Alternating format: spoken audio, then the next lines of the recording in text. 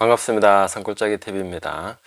제가 어떤 목사님 만나서 대화하다가 방언에 대해서 얘기를 했는데 어떤 목사님이 이제 방언에 관한 책을 썼는데 한 거의 400페이지 가까이 되는 두꺼운 책이었습니다. 그런데 그 책의 내용의 결론은 방언은 그쳤다 이거였더라고요. 굉장히 학문적으로 여러 가지 다양한 각도에서 조명을 해 주었는데 참 거기에서 놀란 것이 두 가지가 있습니다. 하나는 그 방언을 부정하는 논리인데, 논리가 이렇더라고요. 체험보다 성경 말씀을 우리가 중시해야 된다. 경험을 붙들지 말고 말씀을 붙들어야 된다. 이런 쪽으로 논리가 전개되는 걸 보면서 야, 참 논리 한번 희한하다 이런 생각이 들었습니다. 만약에 그 체험이라는 것이 성경에 아예 없는 것이라면 우리가 그런 논리가 성립이 될 수 있습니다. 그런데 그 체험이라는 그 자체가, 특히 방언은 성경 말씀에 분명히 기록이 돼 있고 거기에 분명히 나와 있는데도 불구하고 이거는 체험하면 안 돼라는 것인 거죠. 그럼 마치 수영은 열심히 공부하되 물에는 들어가지 마라. 물은 위험해. 물에 들어가면 빠져 죽을 수도 있어. 수영이 익숙하지 않을 때는 다 허우적대다가 물을 많이 먹을 수도 있고 굉장히 위험하니까 물에 들어가지 마. 이런 거와 같습니다. 레시피는 열심히 연구하되 요리는 하지 마. 하다 보면 칼에 베일 수도 있고 또 기름이 튀어서 화상을 입을 수도 있고 그런 논리나 마찬가지인 거죠. 성경은 일대, 성경은 열심히 붙들고 묵상하고 연구하되 성경에 있는 체험은 하지 마. 이렇게 말하고 있는 것이죠. 그걸 조금 더 확장시켜 보면은 기도는 하되 응답은 받지 마라. 이런 거나 마찬가지죠. 설교는 듣되 실천은 하지 마라. 실천하다 보면 어설프게 잘못 실천할 수도 있으니까 적용하다 보면 잘못 적용할 수도 있죠.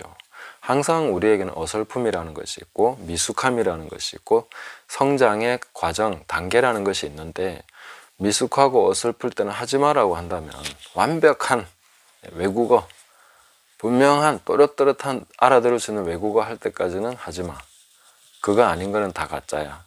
이렇게 말한다면은 그것은 참으로 이상한 논리가 된다. 이렇게 봅니다. 두 번째로 아주 희한하다 생각했던 것은 그 많은 인용 부분 중에 고린도전서 12장, 13장, 14장은 인용하지 않는다는 것이죠. 그 성경 말씀에 대한 충실한 주해가 없이 어떻게 결론을 내릴 수 있는지 저는 참으로 대단하다 그런 생각을 했습니다. 어떻게 성경 말씀을 구체적으로 주해를 하지 않고 결론을 내릴 수가 있지? 그냥 학자들, 다양한 견해들 취합해서 결론을 내리면 끝나는 것입니까? 그건 아니죠. 하나님의 말씀이 최종 권위를 가지고, 가장 높은 권위를 가지고 모든 것을 결론 내릴 수 있어야 진정한 신학자라고 할 수 있는 것이죠. 그리고 하나님 말씀에 대해서 충실한 그런 주해 작업을 거쳐서 원어와 모든 것을 다 대조하면서 그런 작업을 거친 다음에서야 우리는 확실한 결론을 내릴 수가 있는 것입니다. 그것 없이 결론을 내렸다는 것. 그 방언 중단론자들이 좀채로 인용하지 않는 성경 구절이 있죠. 고린도전서 14장 39절. 그런즉 내 형제들아 예언하기를 사모하며 방언 말하기를 금하지 말라. 모든 것을 품위 있게 하고 질서 있게 하라. 이렇게 말씀하셨습니다. 이 말씀은 잘 인용하지 않습니다. 그런데 그래도 이 말씀을 알고 좀 양심적인 그런 신학자 중에 이제 방언을 부정하는 분들이라면 이렇게 얘기하더라고요. 그래, 성경적인 방언이 있다고 치자. 그러나 아직 나는 내 평생 지금까지 그런 방언을 만나본 적이 없다. 이렇게 얘기를 하더라고요. 총신대 모 교수님이 그렇게 얘기를 했습니다. 자, 그런데 자기가 보지 못했다고 해서 부정할 수 있는 것입니까? 저도 외국어로서 복음을 전할 때 방언이 어떻게 역사했는지 알고 있습니다. 빌리 그레이엄 목사님이 어딘가에 가서 이제 집회할 때 이야기를 본 적이 있는데 거기에서 통역이 너무 시원찮아 가지고 말씀이 제대로 증거가 안 되는 거예요. 그런데 그래서 이제 통역을 빼버리고 그냥 직접 영어로 그냥 막 설교를 한 거예요. 그런데 듣는 사람들이 다 자기 말로 알아듣는 거예요. 또 어떤 경우는 이제 이스라엘에서 전도하던 사람이 자기가 막 전도하다가 지치고 힘들어가지고 방언으로 막 기도를 하고 있었어요. 그런데 옆에 있던 유대인이 깜짝 놀라가지고 자기에게로 다가와서 물어보는 거예요. 그런데 그 유대인의 말은 못 알아듣겠고 영어로 겨우겨우 이렇게 서로 대화를 했는데 그 유대인의 말이 참 놀라운 것이 기도하는데 유창한 히브리어로 자기가 말하는 것을 들었다는 거예요. 그런 것을 듣고 이제 그 사람이 또 복음을 받게 되고 이런 경우들이 있습니다. 그 방언을 중단했다.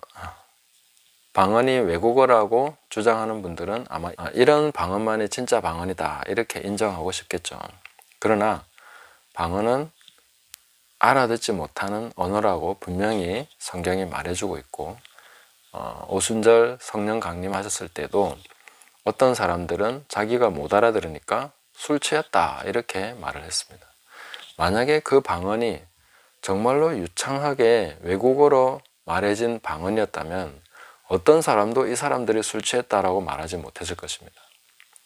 그러나 그 정황을 봤을 때 술이 취했다, 새술에 취했구나 이렇게 조롱할 수 있었다는 것은 어떤 사람들에게는 전혀 들리지 않았다는 얘기죠. 저 사람들이 도대체 뭐 하는 거야? 이렇게 들리지 않는 언어였다는 거죠. 우리 신앙에는 분명히 신비적인 요소들, 우리가 이성으로는 접근하지 못하는 그런 영역이 분명히 있습니다. 그런데 방언과 은사가 중단됐다라고 주장하는 분들의 이야기를 들어보면 그분들이 읽는 성경에는 아마도 성경이 이렇게 되어 있는 것 같아요. 하나님은 영이시니가 아니라 하나님은 이성이시니. 이성이 이해할 수 없는 것은 아무것도 아니야. 그거는 위험하고 성경적이지 않아 라고 얘기하는 겁니다. 그러나 하나님은 영이십니다. 영은 이성으로 이해할 수 없는 그런 영역들을 더 광범위하게 포함하고 있습니다. 그런 것들을 우리가 분명하게 좀 이해를 하고 폭넓게 하나님의 말씀을 영으로서 예수님께서는 내가 잃은 말이 영이요 생명이다. 말씀이 영이고 생명이라고 말씀하셨는데 우리가 이성으로만 말씀을 재단하는 그런 실수를 범해서는 안 되겠다 하는 생각을 하게 됩니다. 그래서 신비로운 것은 신비로운 것으로 또 미숙하지만 그러나 하나님이 주신 것을 우리가 아름다운 것으로 받아들이고 잘 활용하면 거기에 큰 유익이, 약속된 유익이 있다 하는 것을 믿음으로 받으시면 좋겠습니다. 감사합니다.